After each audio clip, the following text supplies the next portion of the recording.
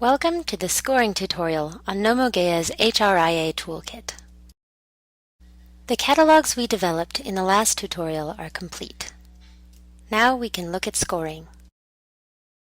The inputs associated with each topic are linked to impacted rights and rights holders, and they are issued a numeric score. Scoring is based on the magnitude and intensity of the impact.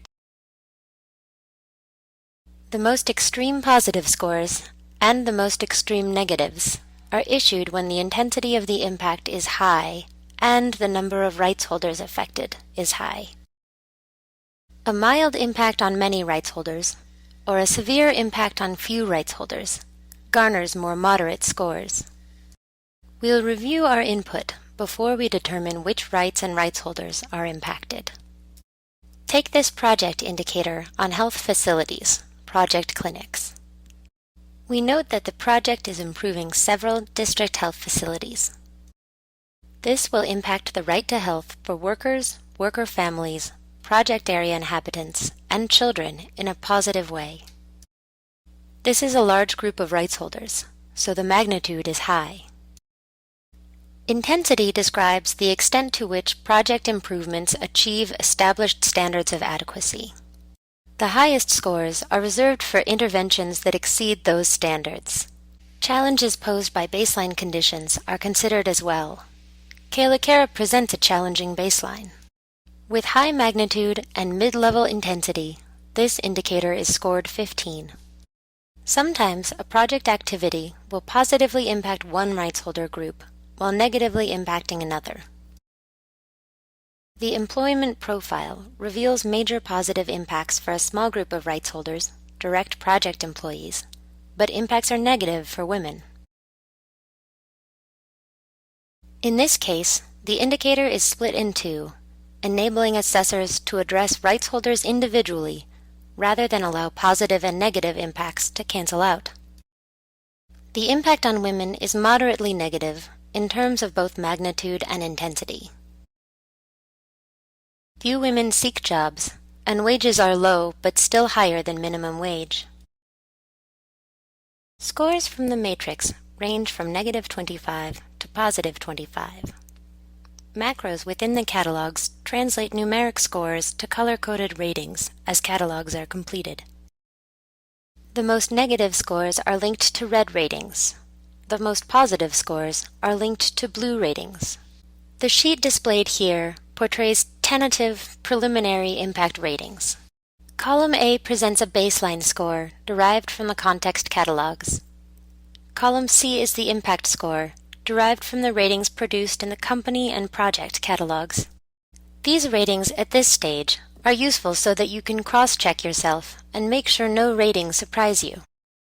If an unanticipated finding appears, that may mean you need to focus extra attention on a topic of concern, or it could just be a mistype in the catalogs. To double-check your rights ratings, you can return to the catalogs page and search a single right to backtrack from the rating.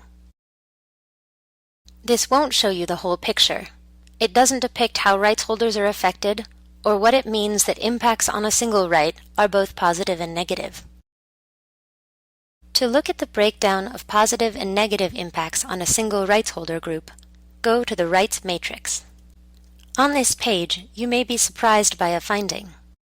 Given the company's work on health, education, immunization, and clinic improvement, it is surprising to see that the right to children's health is negatively impacted.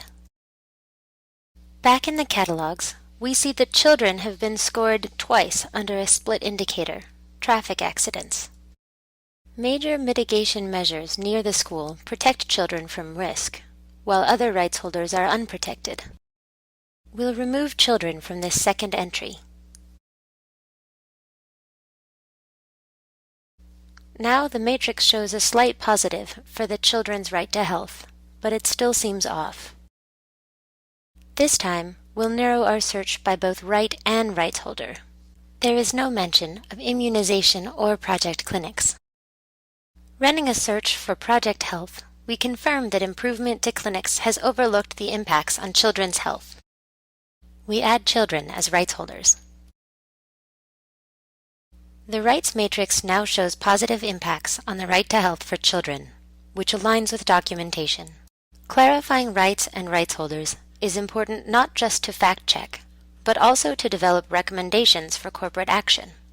Mitigation measures that target appropriate subpopulations are more economical and effective than those that don't.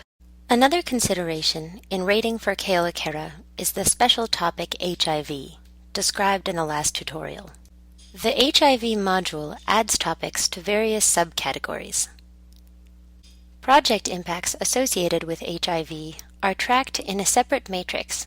They are isolated on the impact ratings sheet, demonstrating how failure to mitigate the spread of HIV can turn positive impacts into negatives for several rights.